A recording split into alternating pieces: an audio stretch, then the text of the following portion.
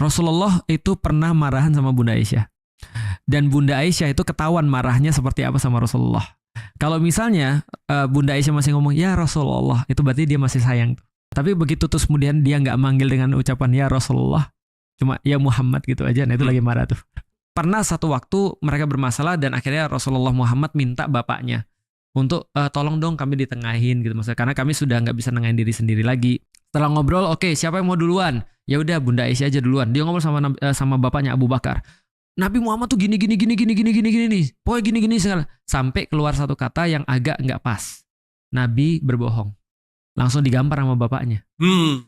Gak mungkin ya Nabi Muhammad berbohong ya. Ini Nabi loh yang kamu ngomongin, hati-hati kamu jaga omonganmu. Setelah dipukul, Nabi malah bilang gini, Abu Bakar, kami gak minta kamu kesini untuk memukul dia. Kami minta untuk mendamaikan. Yuk kita pulang saya.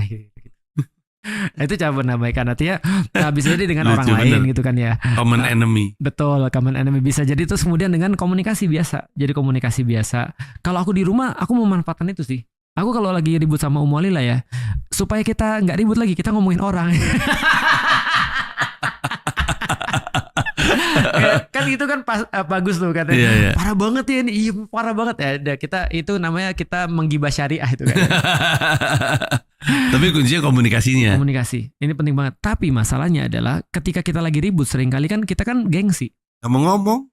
Jangan kan ngomong, lihat aja nggak mau. Iya betul. Aku kalau marah sama istri, aku nggak mau ngeliat istriku. Kenapa? Karena kita lagi gengsi gitu, kita lagi marah. Nah terus gimana ceritanya? Nah itulah perlunya ada satu yang waras.